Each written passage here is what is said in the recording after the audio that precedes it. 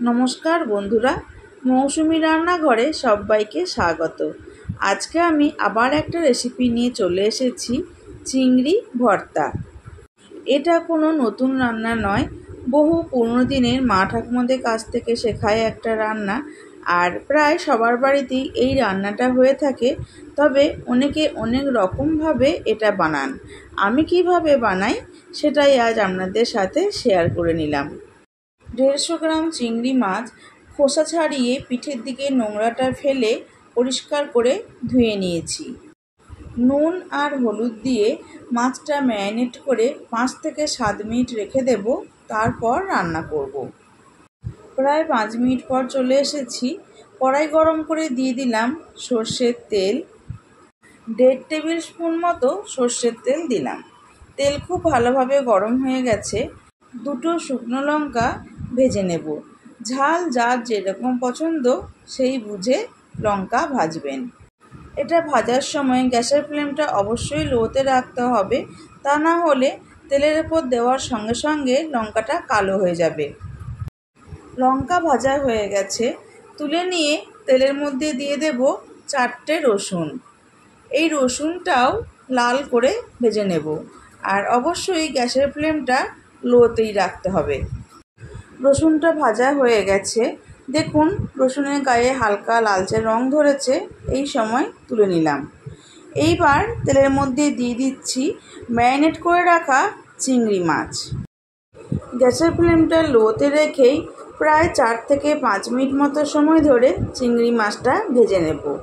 যদি হাই ফ্লেমে চিংড়ি মাছ ভাজা হয় তাহলে মাছটা খুব তাড়াতাড়ি লালচে রং ধরে যাবে আর শক্ত হয়ে যাবে। চিংড়ি মাছ কড়া করে ভাজলে শক্ত হয়ে যায়, তাই লো ফ্লেমে একটু সময় নিয়ে মাছটা ভাজলে ঠিকমতো সেদ্ধও হয়ে যাবে, আবার শক্ত হবে না। মাছটা ভাজা হয়ে গেছে, দেখুন মাছের গায়ে হালকা লালচে রং ধরেছে। এই সময় তুলে নিচ্ছি। মাছ ভেজে তুলে নিয়ে ওই তেলেই দিয়ে দেব কুচানো পেঁয়াজ। 150 গ্রাম চিংড়ির জন্য আমি মাঝারি সাইজের একটা পেঁয়াজ নিয়েছি।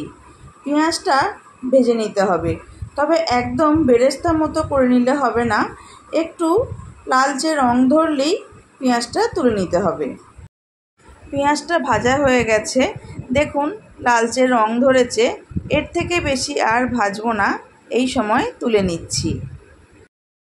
চিংড়ি ভর্তার জন্য সমস্ত উপকরণ ভাজা হয়ে গেছে। এইবার এই সব কিছু আমি শিলের মধ্যে পেস্ট করে নেব। তবে আপনারা যদি মনে করেন এই চিংড়ি পেস্টটা শিলে না করে মিক্সিতে করবেন, সেটাও করতে পারেন। মিক্সিতে করলে কি হয়, সব কিছু একদম মিহি পেস্ট হয়ে যায়, সেটা আমার ঠিক পছন্দ নয়। শিলে বেটে চিংড়ি ভর্তাটাই আমার বেশি ভালো লাগে। আপনাদের যেরকম পছন্দ, শিলে হোক বা মিক্সিতে হোক, সেইভাবে বেটে নিয়েই চিংড়ি ভর্তা বানাবেন। আপনি যেভাবেই বাটুন না কেন, তাতে স্বাদের কোনো পরিবর্তন হয় না। সব কিছু খুব ভালোভাবে বাটা হয়ে গেছে। এইবার একটা থালার মধ্যে তুলে নেব। এইবার এই পেস্টটার মধ্যে দিয়ে দিচ্ছি সামান্য একটু নুন। সমস্ত উপকরণ ভেজে নিয়ে যে তেলটা অবশিষ্ট ছিল, সেই তেলটা এই সময় ভর্তার মধ্যে দিয়ে দেব। আর দিয়ে দিচ্ছি একটু কাঁচা পেঁয়াজ আর কাঁচা লঙ্কা। সবশেষে দিয়ে দিচ্ছি 1 টিস্পুন কাঁচা সর্ষের তেল। এইবার সমস্ত উপকরণ খুব ভালোভাবে মেখে নেব। বন্ধুরা, রেডি হয়ে গেল আমাদের ভীষণ সুস্বাদু চিংড়ি মাছের ভর্তা।